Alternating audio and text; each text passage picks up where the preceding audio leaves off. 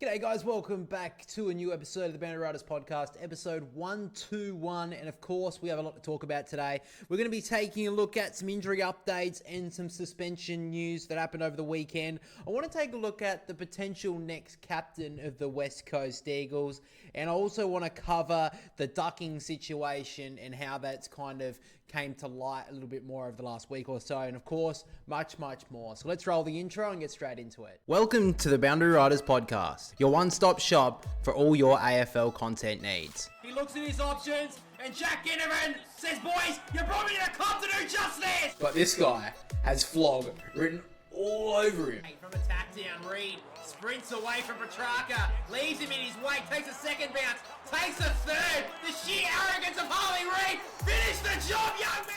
So let's get into the footy news from the week that was. So what a week of football it was. We had a lot of injuries and we had a lot of suspension news, so to speak. So we also had a couple of good games as well, but that's not really important right now, is it? So let's cover a couple of news topics, injuries and suspensions first of all. So some sad news on the Giants front. Does seem that Jesse Hogan and Josh Kelly both will miss Thursday night's game against Essendon after a 5-day break. A little bit older guys, I'm not really too surprised. I think Adam Kingsley alluded to it after their win against the Cats, that they would rest a few, and with Essendon's injury toll right now, not really surprised they're going to rest some of their key players. Speaking of Essendon, it has been confirmed that Martin has done his ACL. Setterfield's foot injury may keep him out for 6 to 9 months, which would be massive. Ben Hobbs has sustained a groin injury, and really sad news for Nate Caddy. Seems that he will miss the Thursday night game against the Giants with a sore groin as well. So I really can't see a way where the Bombers can get to win this game at all. So it's going to be pretty tough for the Bombers going into the rest of the season. Now, Touk Miller will miss the next 3 to 4 weeks with a hamstring strain.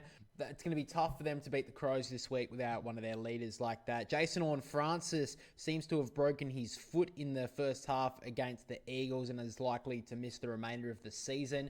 There's been a bit of talk about that. They're not really too sure yet. Connor Rosie is in doubt. From what I've heard on radio today, that they are hoping he will be available for the Hawthorn game.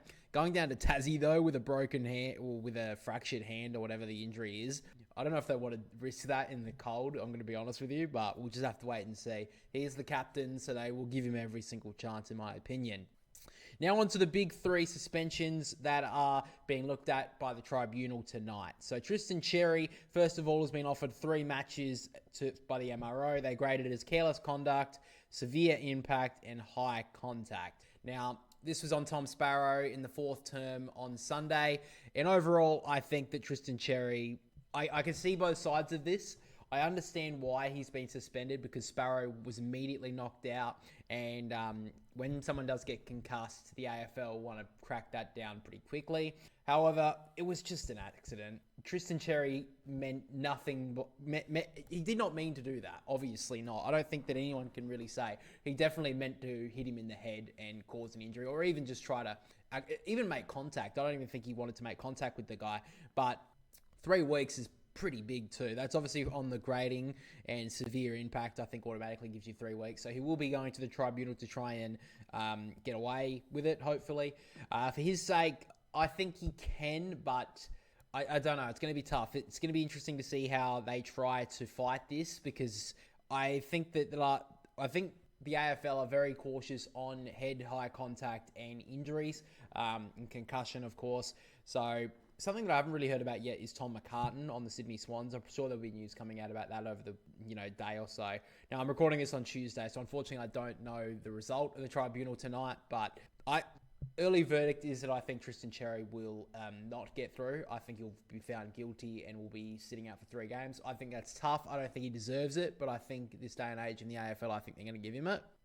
Zach Bailey's a little bit different though. So the Brisbane Lions have confirmed that they will be challenging the Zach Bailey MRO rough conduct decision from Thursday night's game against the Blues. A lot of people may not remember this because it was so long ago, it feels like, but he bumped Nick Haynes on the boundary and collected his chin, maybe. I don't think he did, to be honest, and I think this is incredibly harsh. I don't think he should have been suspended at all, but he did get 1 match. I feel like he'll get a not guilty. I think they'll let him go. I think he'll play this week.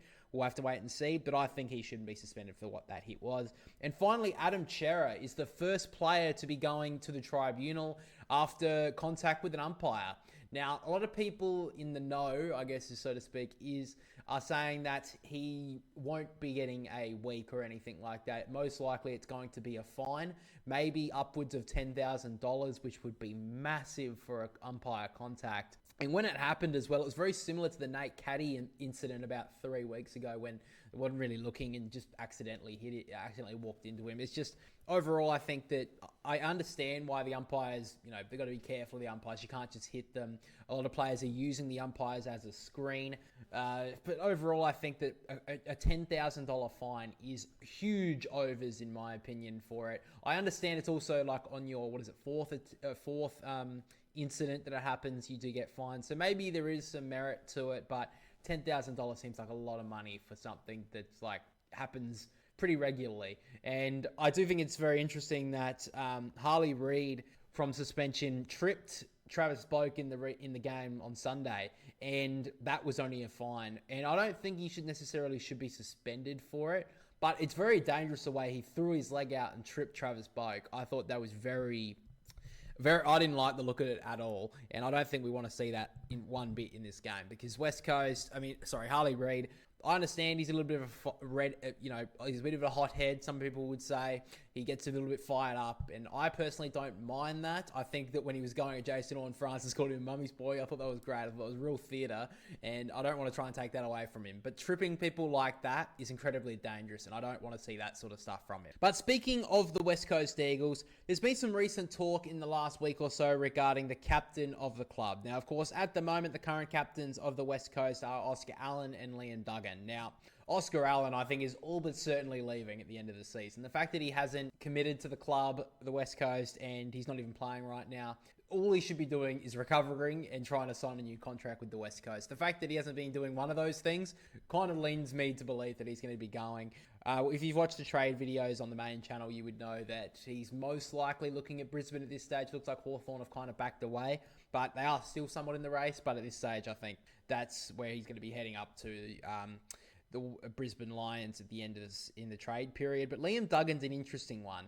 I really don't think that I don't know the four walls of West Coast. I don't know the club much at all. But for me, I don't think I see him on the field when I see him on camera leading from the front. I don't see him as like a leader. I think when you think of like great West Coast captains in years gone by, Darren Glass, Shannon Hearn, Luke Shuey, they always seem like they're standing in front. They are leading you from the front.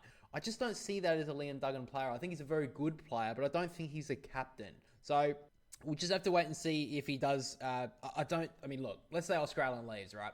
I think that Liam Duggan's not going to do it on his own. So I think that they will find maybe another captain to join him as like a co-captain, or they will look for someone completely different in the new Andrew McWalter era, which I think is probably where they're going to lean.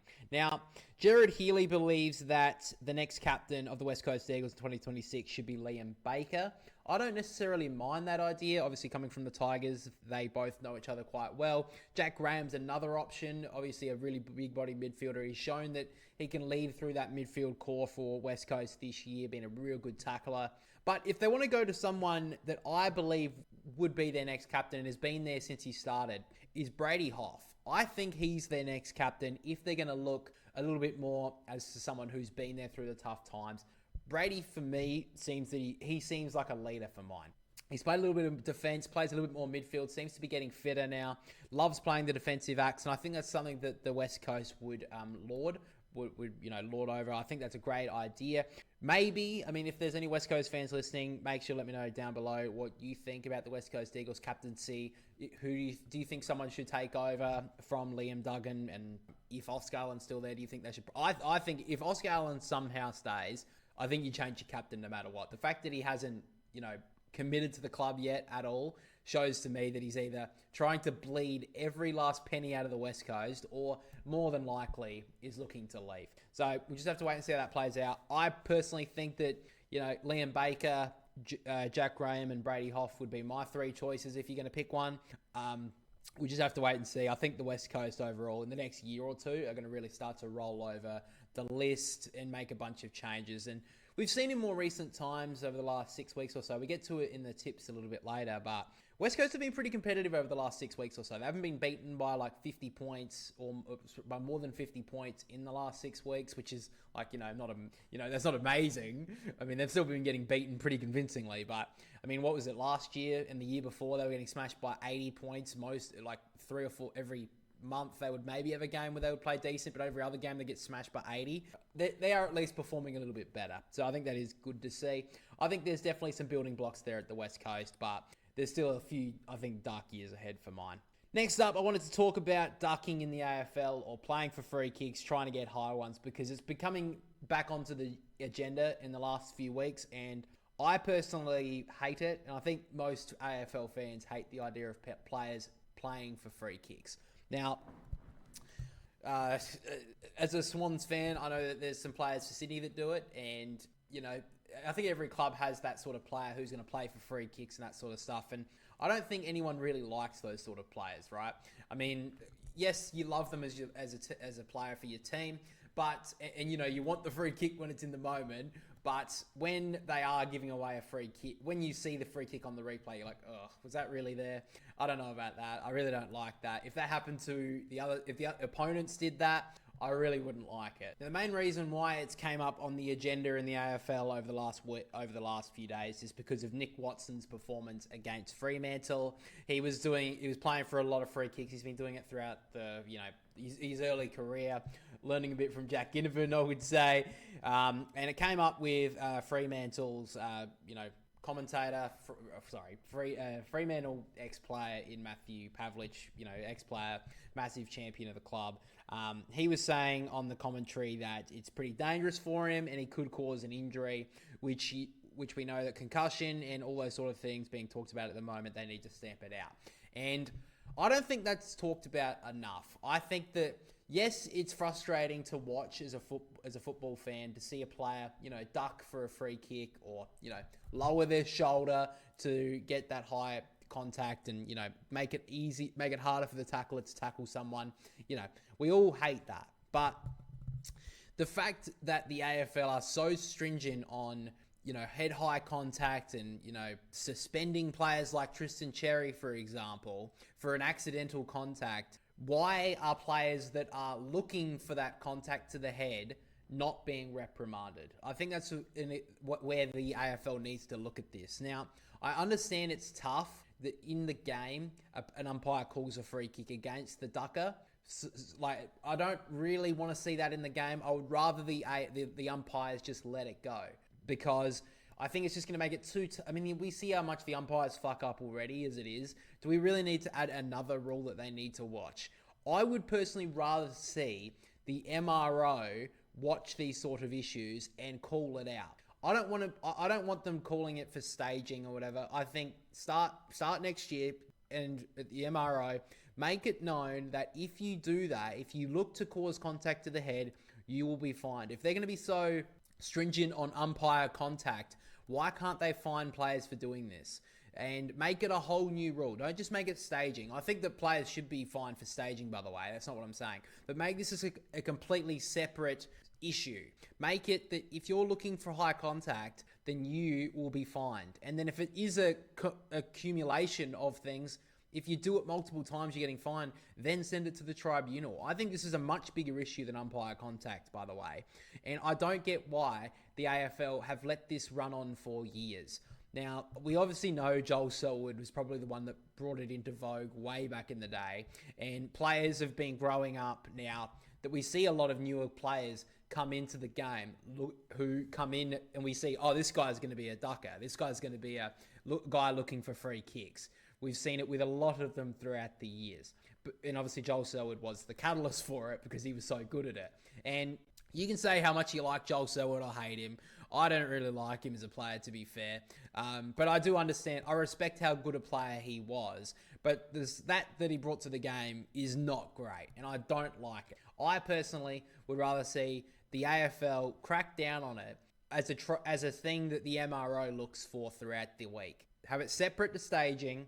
Make it that if a player is looking for high contact and is looking for free kicks, playing for free kicks, like high, just for high ones, by the way. If they're doing it for other stuff, that's staging. But for head-high contact free kicks, I think that should be looked at as something that we watch and the MRO tries to stamp out. Make it a system that may be a 3-strike system. If you do it once, you get fined. Twice, you get a bigger fine. Third time, you go to the tribunal and you look at it. Because we don't want to see this. We don't want to see a player get clattered on the ground because they duck for a free and they get a high contact free. Because a lot of the time now, when a player does get, look for a high free kick, if they don't get the free kick, they sit behind the play grabbing their head, which is even worse because one, either he's got a bit of head trauma, or two, he's playing for a free kick. So what do we want? I would rather them try to stamp it out completely, make it a 3-strike system, and then we go from there. And if it still continues to be an issue, well, then we go to a different plan. But the AFL seem to have not done anything about this other than, the umpires almost picking certain players that they won't give a free kick for high. And I don't really like that. I don't like umpires umpiring players differently. Now, we know that is a thing. I don't want to hear that, they treat everyone equally. That is fucking bullshit. And I think everyone agrees with that. And I'm not saying Nick Dacos is treated better than other ones. I mean, of course he is. But I mean, I'm saying that the Ginnovans, the Watsons, Peatlings, there's other duckers as well, or other players that look for high free kicks. They are umpired. They will be umpired differently. I don't want that. I would rather that the game be umpired the way that we're supposed to. Try and make it as even as possible, and look at this post game. Make it a post game sort of watch, because then you can get a better look at it, and we're not putting more pressure on the umpires. That's how I would see it. And I think that we do need to stamp it out, because if we're going to be so stringent on players like Tristan Cherry for accidentally getting someone high in a contest and then knocking them out, we need to cut out the other side of the coin where players are deliberately looking for high contact because they're going to get rewarded for it. Even though, yes, they could get injured, they're going to get a free kick, they could get a goal. That's what I really don't like in the game. But we'll see how that plays out. And I do agree that more people need to call this out, because David King is so gung-ho about head injuries and all that sort of stuff. But there's many times when I've heard him on commentary when players do play for high free kicks that he's like, he played the system, he's doing it well, that's great.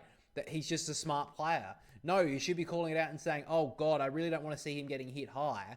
I think that David King is one of the biggest hypocrites on these head-high injury sort of stuff, because he will literally praise a player for doing it, but for looking for a high free kick, but will also cut down a player who is given away a head-high contact or is given someone concussion, even if it is accidental. That's how I sit on the whole issue.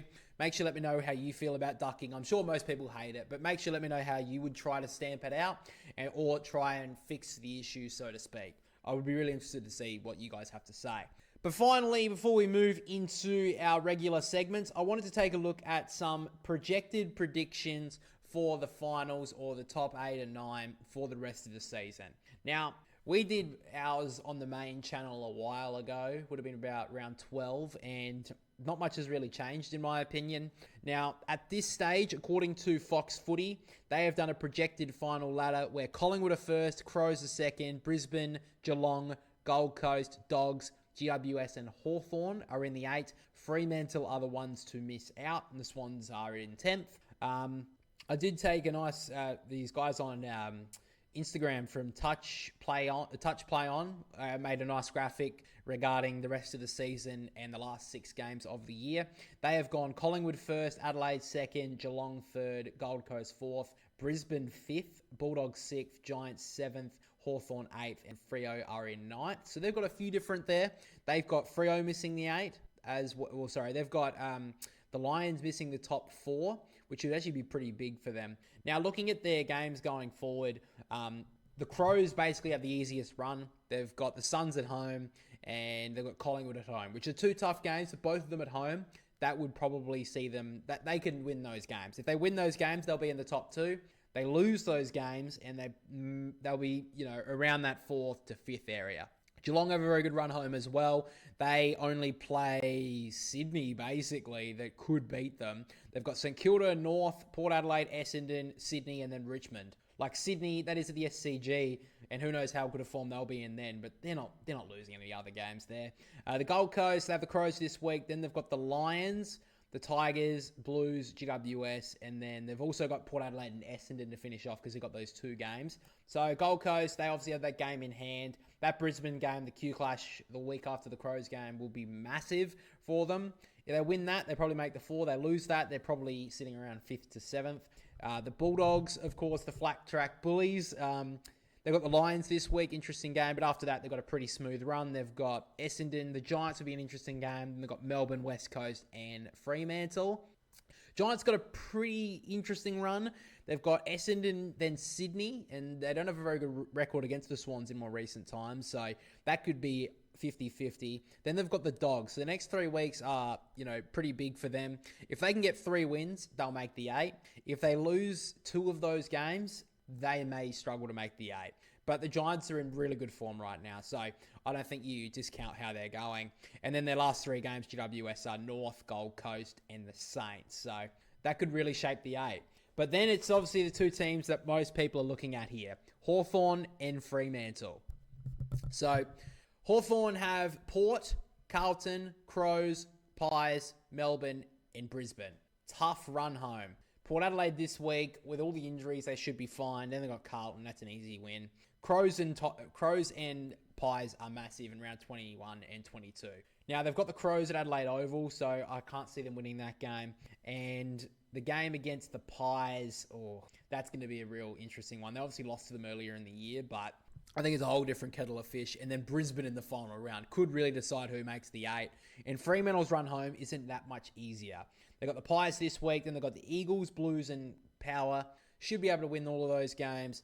I think that game actually against Port could be here, though, in Adelaide. So that may be tough for them. And then they finish with the Brisbane Lions and the Dogs. So that's going to be massive there as well. Now, the Swans run home is North, Giants, Essendon, Brisbane, Geelong, West Coast. Now, based on the ladder positions, Sydney should win at least 3 of those.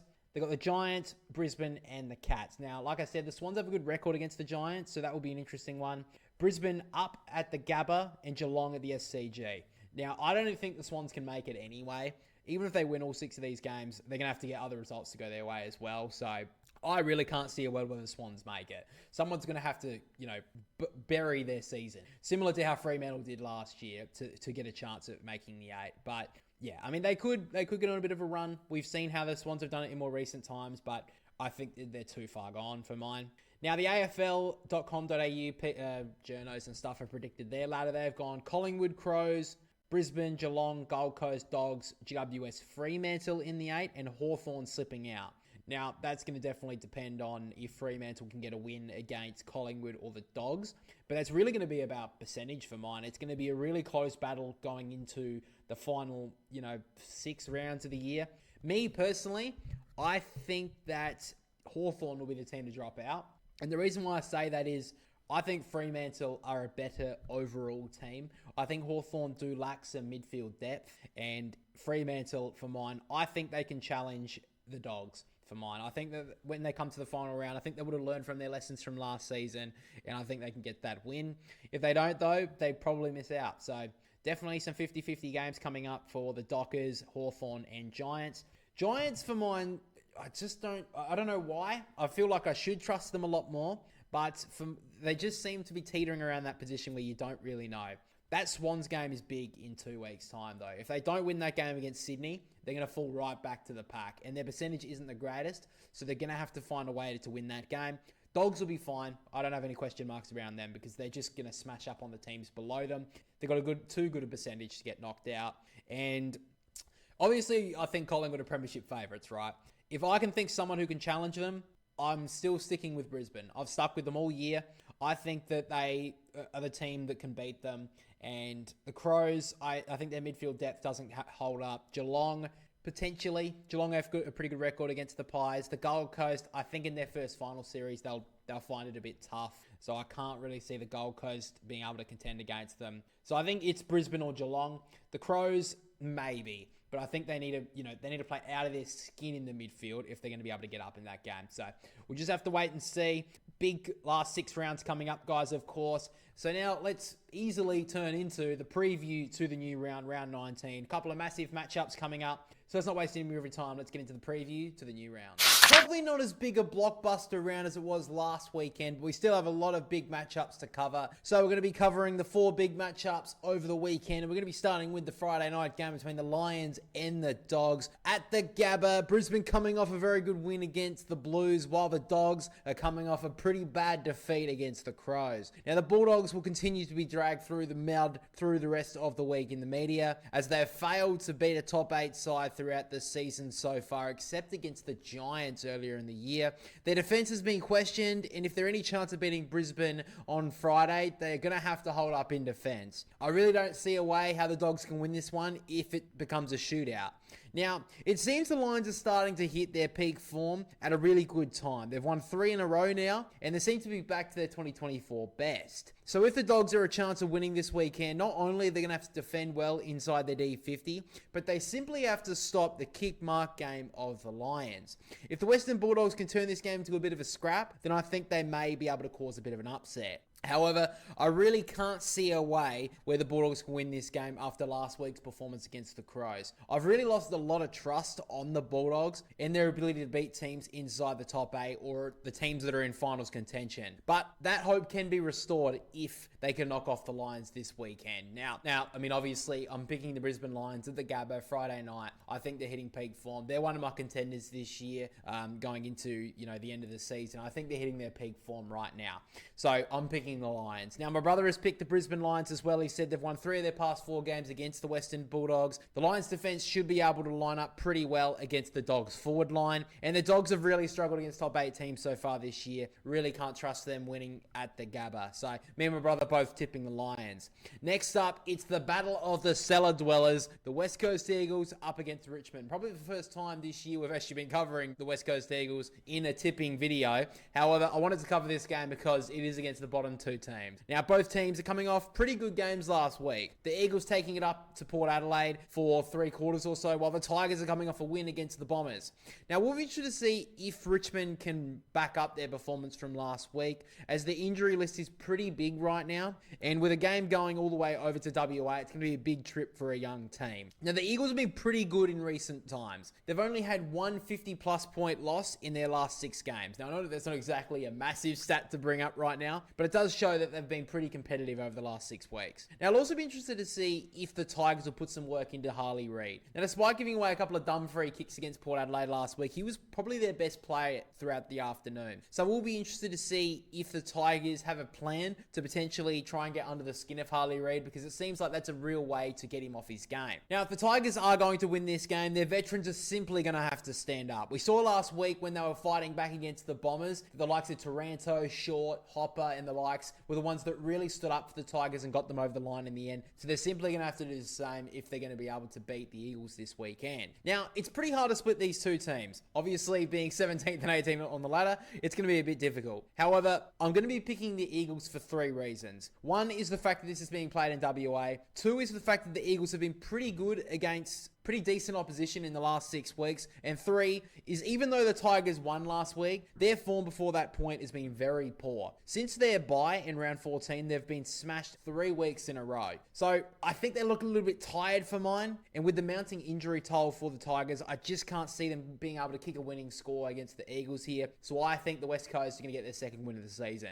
Now, my brother's also tipping the Eagles here, said that both teams are in pretty good form at the moment. Tigers winning last week, Eagles nearly beating Port Adelaide. And basically, he's going on home ground advantage with the West Coast Eagles. It also seems like the last chance that the West Coast can be able to get a win this season, so he thinks he's going to put all into that. Let's get to probably the game of the round, in my opinion. Collingwood up against Fremantle. Massive games between these 2 sides. The Dockers coming off a rousing win against Hawthorn last week, while Collingwood got knocked off by the Gold Coast Suns, first loss in about 2 or 3 months or so.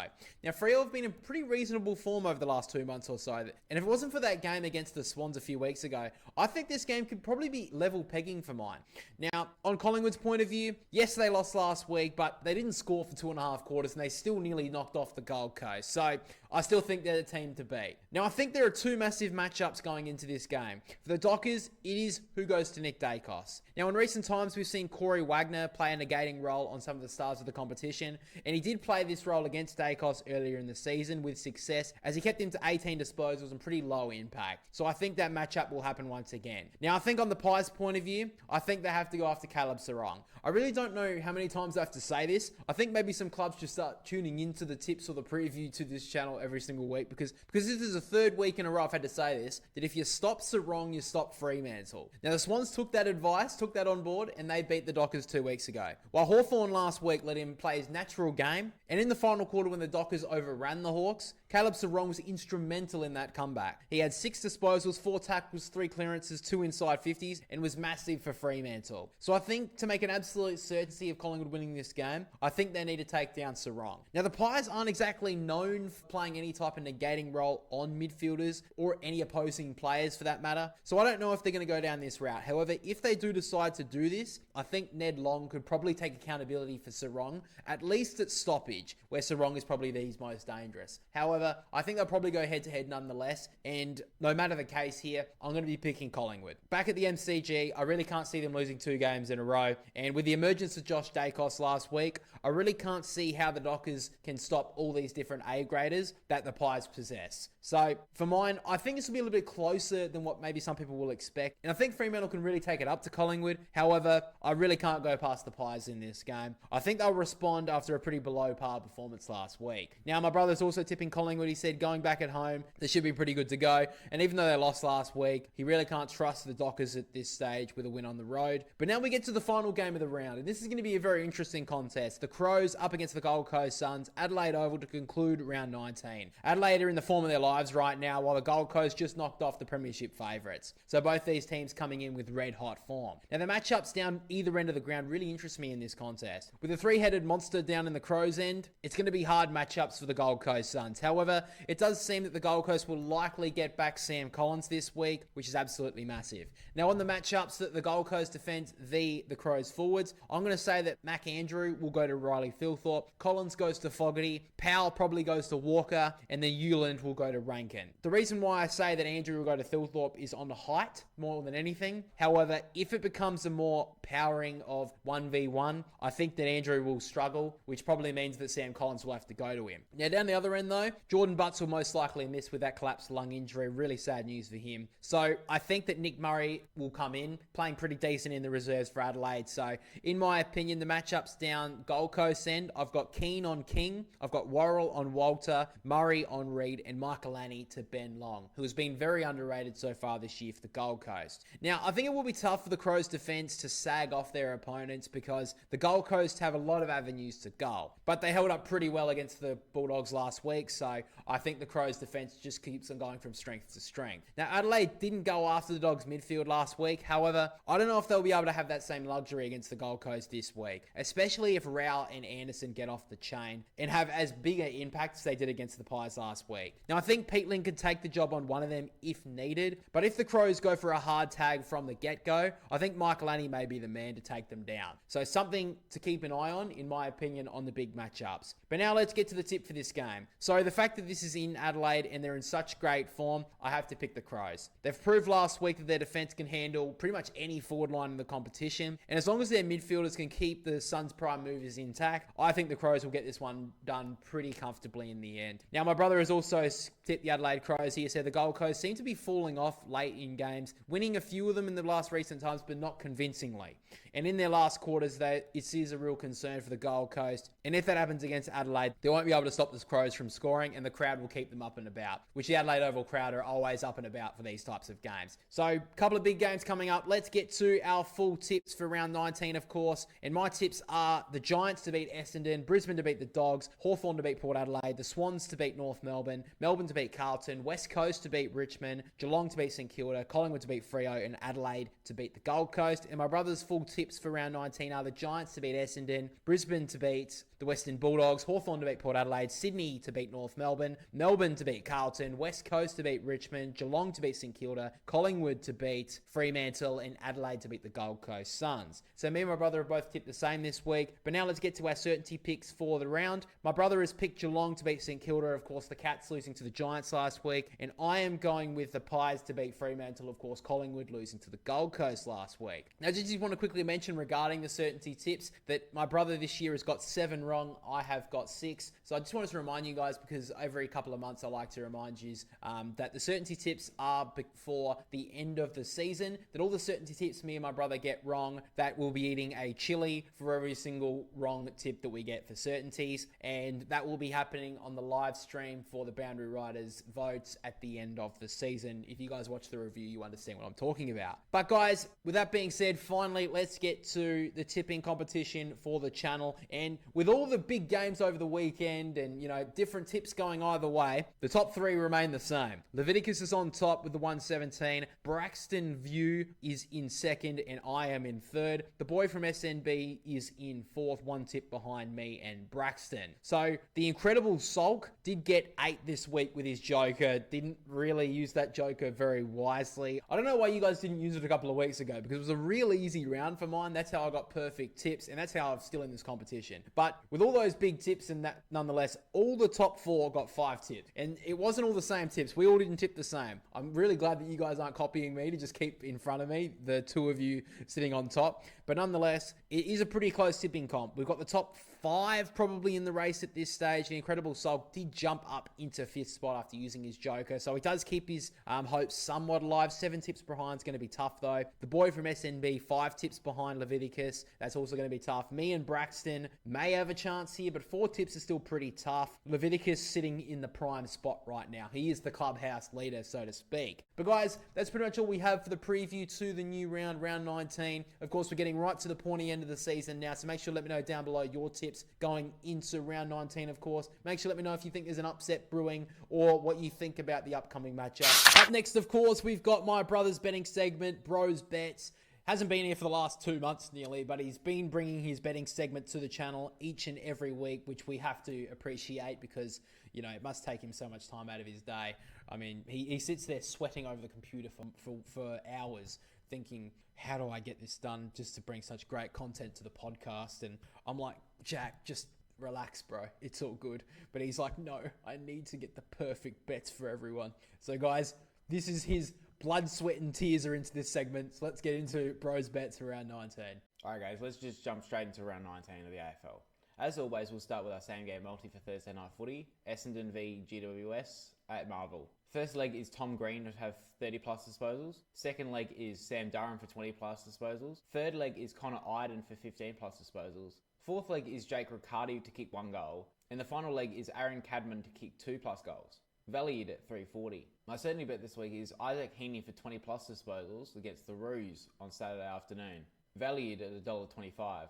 And as always, to finish off is the outside the boundary bet this week. We're taking Jobe Shanahan to kick 3 plus goals against the Tigers on Saturday night, valued at $6. And as always, guys, gamble responsibly. Next up, of course, we get to our AFL Fantasy segment, and truly a tragic week for me. I had injuries galore. I did miss one injury, which was Nick Martin. I didn't have him in my team, but everything else just went completely wrong. Captain, wrong call.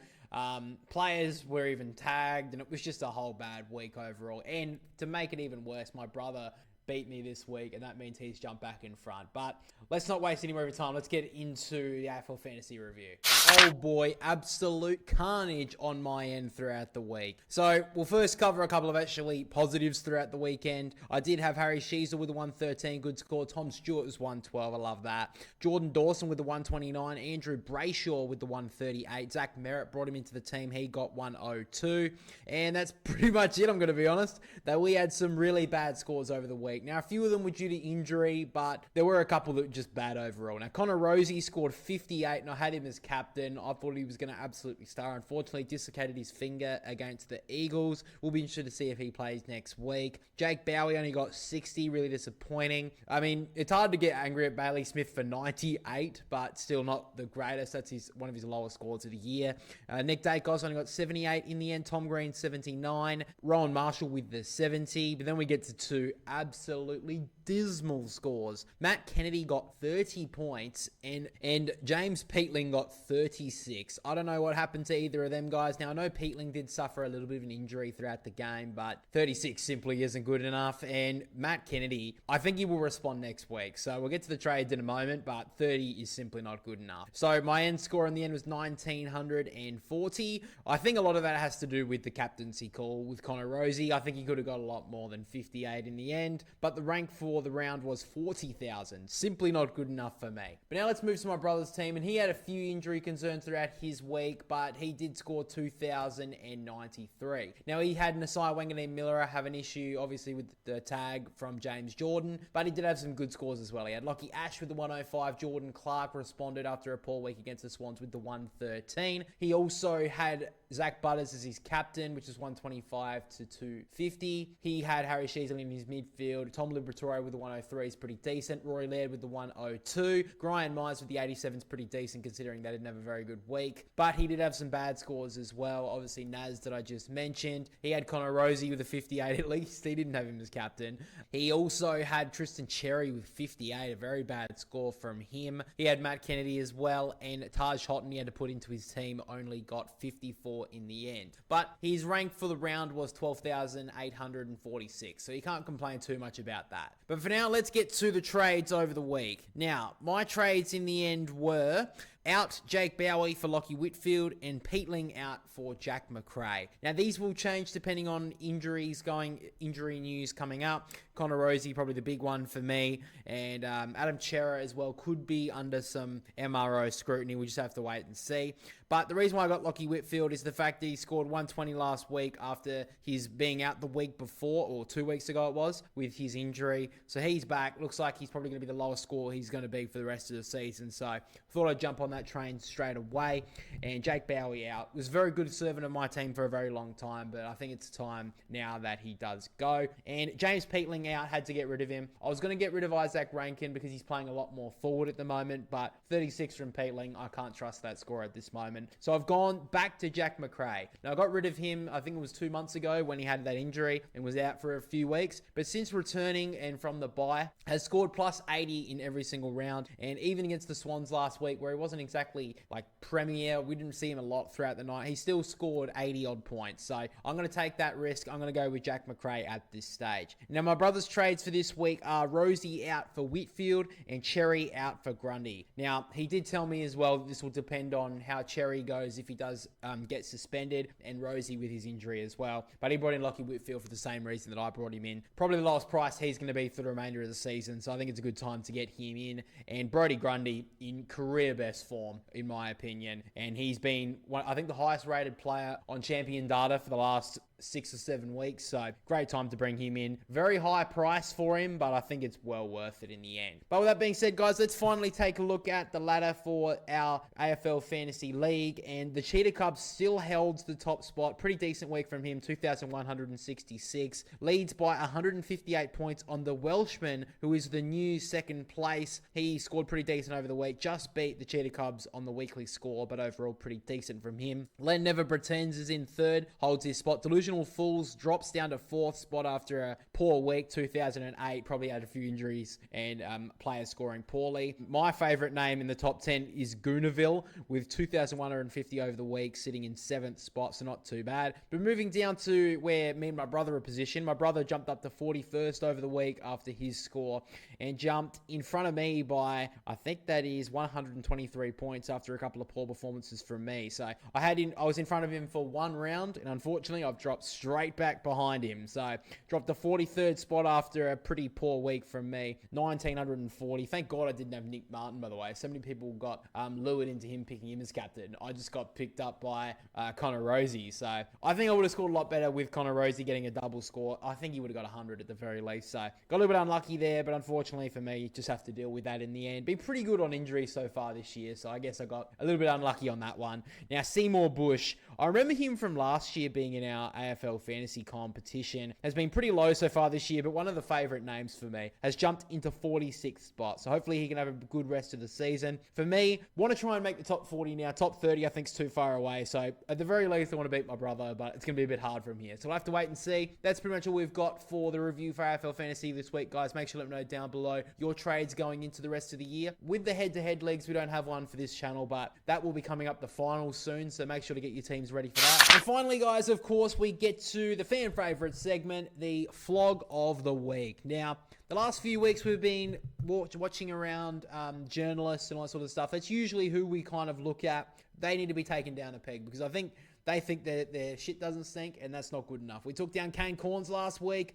There were a few comments that didn't like that, which was quite funny to read. But overall, this week, it's not got to do with any journalists. And in fact, it's a topic that I think needs to be talked about a little bit more. I think it is talked about quite a lot, but it needs to be stamped out pretty quickly. And it's the people who racially abused Nasai Wanganeen-Miller and Jace Burgoyne over the week. If you didn't see it on social media, a couple of absolute fuckknuckles messaged Nasai and Jace Burgoyne after the game. Two different people from, I believe. Messaged them regarding not getting enough disposals in a game. Left some pretty horrific slurs in there as well, just to say how much they pissed them off because they didn't hit their disposal counts in, betting or whatever, that crap. And overall, I think you're a fucking moron if you think, one, the players care about your fucking bets, you loser. And two, for you to fucking... By the way, these people... No face, no profile. They've just made a new profile just to send these messages, which is so fucking gutless. At least put your face behind it, you absolute wank stains. So these guys have sent messages to players, and overall, it shouldn't happen whatsoever. These people, hopefully, they're banned from the AFL for life. These guys, I don't know who they are. So, they got that going their way. They didn't put their face to it. So, I'm sure someone will find out who it is, and they'll probably ban them from games. But overall, it's just a real shitty thing. I think the thing is, my brother does betting. I don't do it much at all. But I know for a fact that he wouldn't send a message because he doesn't put that much money on these sort of bets. And if you do put on, a little bit of money every now and then, I don't think there's really much harm in it. I mean, if you're going to put a lot of money in it, that's fair enough. But also realize that you're going to lose it if you get it wrong. And it's not the players, it's not the players' issue. It's not their responsibility to get 25, 27, 20, 30 touches for you to win your fucking bet, you wanker. They're doing their job to play football to win for their team.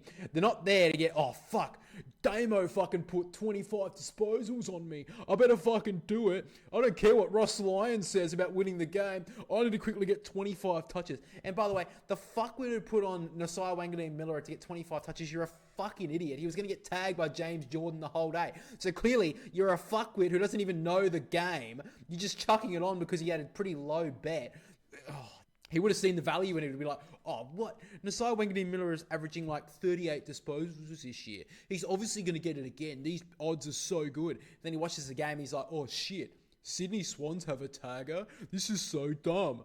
And then messages Nasai like it's his fucking fault that he didn't get one extra disposal. You absolute loser. You deserve to be swallowed. Let's be fucking real. You're a wanker. And the person who messaged Jace Burgoyne, you're in the same boat. What the fuck are you doing? Absolute idiot. These two get the flog of the week, wankers. And to anyone who does message a player regarding your bet, you're automatically get a nomination. That's basically we've put a whole umbrella over every single person that is abusing players off your bets. You get all nominated this week. You absolute losers. But anyway, guys, that's pretty much all we've got for the podcast for this episode 121. Appreciate you guys watching. If you did enjoy it, make sure to leave a like and subscribe over on YouTube.